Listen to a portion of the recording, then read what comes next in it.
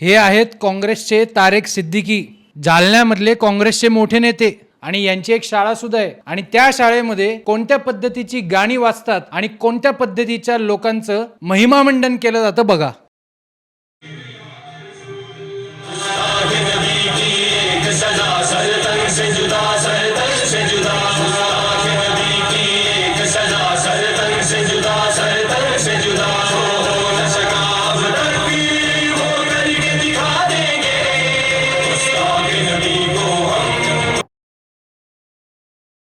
आता बघूया हे ज्या व्यक्तीचा फोटो दाखवला होता हा व्यक्ती कोण आहे. या मी त्याची सगळी हिस्ट्री दाखवतो.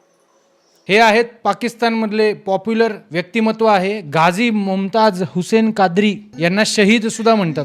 विलादत हम मनाते जाएंगे, नात खानी मौत भी हमसे छुड़ा सकती नहीं. त्याच्या मजहबवरती अत्यंत प्रेम असणारा हा माणूस आहे.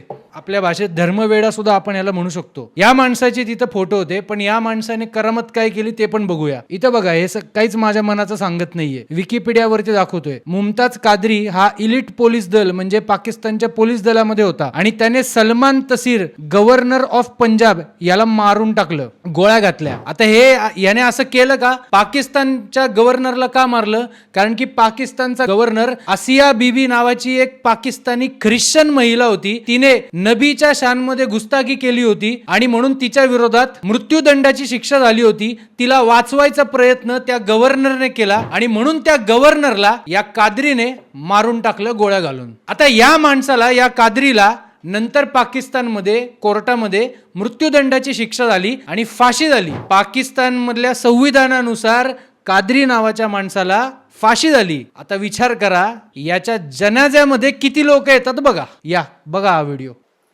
सगळं YouTube वरती अवेलेबल आहे.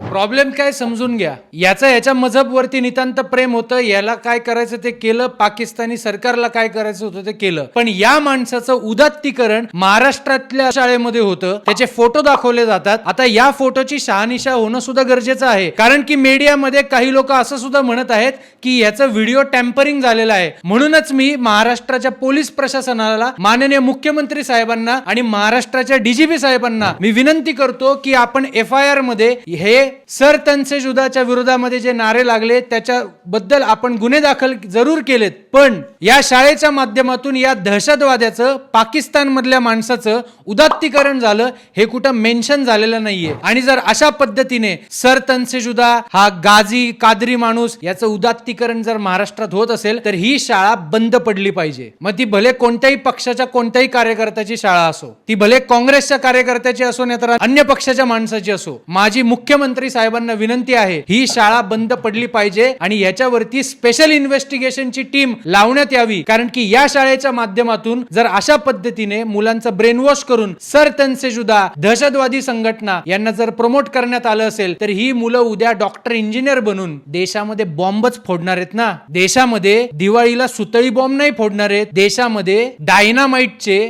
RDXचे बॉम्ब फोडणार आहेत. म्हणूनच याची गांभीर्याने सरकारने दखल घ्यावी अशी मी सरकारला नम्रपणे विनंती करतो. जय भीम, जय शिवराय, जय श्रीराम.